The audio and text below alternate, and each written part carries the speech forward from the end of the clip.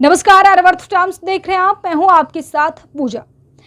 झारखंड के पूर्व मुख्यमंत्री चंपई सोरेन बीजेपी में शामिल होने की खबरें इस समय काफी जोर पकड़ लिया है और उन्होंने भी साफ कह दिया है कि हम बीजेपी में शामिल हो रहे हैं। लेकिन इसको लेकर सियासत खूब हो रही है। इंडिया गठबंधन के नेता चारों तरफ से बीजेपी को घेर रहे हैं, तो इधर निर्दलीय सांसद पप्पू यादव ने भी बीजेपी को खूब सुना दिया है। उन्होंने कहा कि बीजेपी के पास और कोई काम धंधा नहीं है, विधायकों को तोड़ना, खरीदना, बेचना, यही काम रह गया है बीजेपी के पास। सारे लोग जान गए, जनता जान गई है कि बीजेपी कितना फर्जीवाड़ा कर रहा है। सुनिए पप्पू यादव क्या बोल रहे हैं। सोरेन ने भाजपा ज्वाइन कर लिया है सर, कैसे देखते हैं सर? हद हो गया भैया।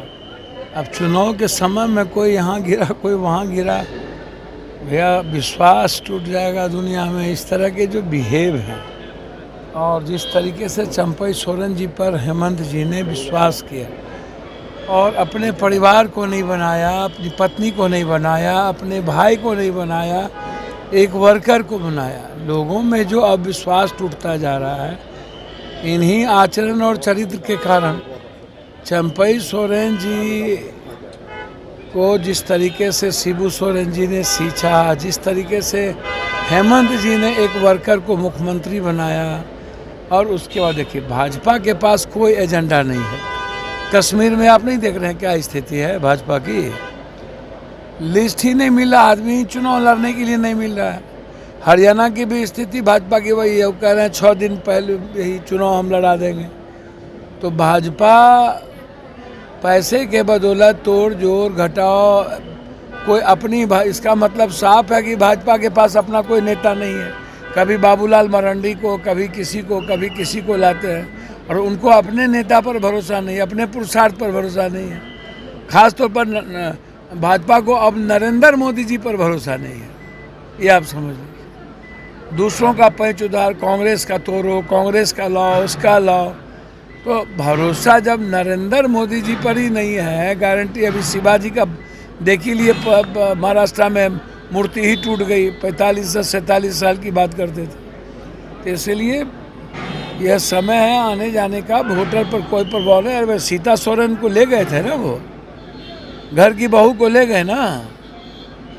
अब तो और भी जो ST SC हैं, दलित हैं, OBC है, EBC है, वो तो पूरा एक झूठ हो चुका है हेमंत सोरेन जी के नेतृत्व में कि हेमंत सोरेन को मुख्यमंत्री बनाना।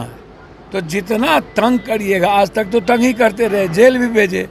जब किसी भी चीज़ों से नहीं ये हेमंत सोरेन जी को दबा पाए, ना हेमंत सोरेन जी को किसी भी तरीके से ये ख़त्म कर पाए, तो अब शुरू हो गया तोड़ जोड़ की राजनीति। सर, कंगना रनावत ने फार्मर्स को लेकर, किसानों को लेकर बयान दिया था कि अगर हालात नहीं संभलते तो बांग्लादेश जैसे हो जाते, जिस पर अब बीजेपी ने किनारा कशी की है उनके बयान से। सर देखिए, एक बात समझिए, रोपिएगा बबूल, खाइएगा खजूर। कंगना जी चॉइस किसकी है? कौन नेता की चॉइस है? ऐसे ऐसे कंगना जी, अंगना जी, ऐसे ऐसे लोगों को हिला करके राजनीति करिएगा तो क्या पाइएगा? आप हमको बताइए ना। उसको आज़ादी का पता नहीं, किसी चीज़ का पता नहीं। तो कंगना और के बारे में इस देश को गंभीरता से कोई लेता ही नहीं है, और बीजेपी के पास कंगना टाइप के चीज़ों कुछ है ही नहीं। बीजेपी के पास अब कंगना टाइप की ही चीज़ें बच जाएगी, आप इसको समझिए। तो इसीलिए उसको ही मत लीजिए। सर, बीजेपी कह रही है, सर TMC के नेता हैं कुणाल घोष, उन्होंने कहा है कि जो मूवमेंट छात्रों का या जो हालात बंगाल में दिख रहे हैं, इसके पीछे बीजेपी कांग्रेस सब मिली जुली भी है एक साथ। ना बनना मूवमेंट जो चल रहा है सर, उसको लेकर देखिए, एक बात समझिए, बीजेपी तो का जो सोशल मीडिया है, टूल्स है, जब सुप्रीम कोर्ट ने निर्णय ले लिया और जब CBI इंक्वायरी हो गई और जब सब कुछ सामने आ रहा है, पोलियोग्राफी हो रही है, तो आप हमको बताइए ना कि जिस तरीके से कहीं न कहीं बीजेपी का तो बैकअप है ही ना। बीजेपी प्रभोग तो कर ही रही है।